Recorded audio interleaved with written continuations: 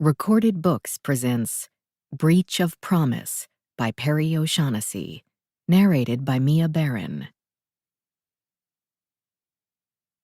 Prologue. At 10 years old, over a breakfast of tepid oatmeal, I read my first newspaper article, a story designed to grab you, a squib on page 2, where they put the sensational stuff. My aunt ripped it out and thrust it in my face. A guy on his way home from the movies fought with a mugger, shot him dead, and died of stab wounds. All for $60. So 2 fools died for $60, and 2 fools killed for it. Sad, wasn't it? My aunt sure thought so. So did I. I knew one of the dead men. There was a lesson in it for an impressionable 10-year-old, just like there is for you when you read the same story a couple of times a year. Look at that, you say. He's dead, and for what? $60. Why, that's not even enough to buy a decent meal in a restaurant these days. Not enough to pay rent on a cardboard box. Not enough to die for. That morning, while my aunt preached in the background, I read the story again and felt like someone in a treehouse watching ants marching up the trunk. Young as I was, listening with half an ear to her interpretation, I realized the meaning of what had happened better than she did. Now I understand it even better. That mugger didn't take time to question the wisdom of his actions. He was too busy trying to quiet the nerve-wracking din of his body needing things.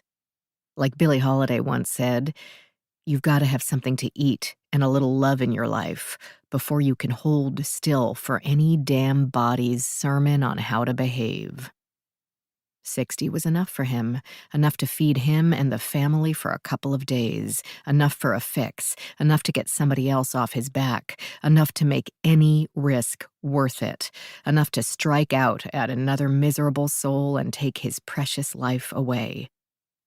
Now that I'm an adult, I see the brief struggle between 2 ants for a crumb even more clearly, and, like you, I'm everlastingly surprised at the meanness of people's aspirations.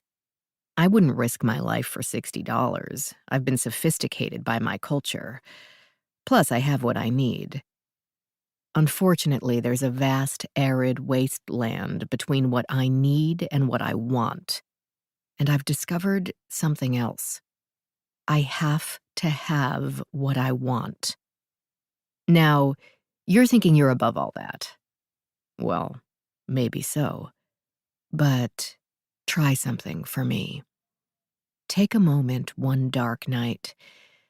Imagine yourself lying at the center of a mattress stuffed with big bills. How soft that would feel, how secure, how sensual, how gratifying, how pleasurable. How cosmopolitan to lie there on money touched by so many hands that has fallen from the sky to feather your nest at last.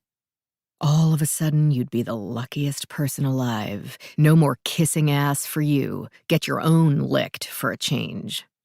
Sounds like fun, doesn't it? And indulge yourself in one more sick and twisted daydream. You can have all the money you ever wanted. You don't have to steal it. No, the money is yours for the taking if you'll do this one thing.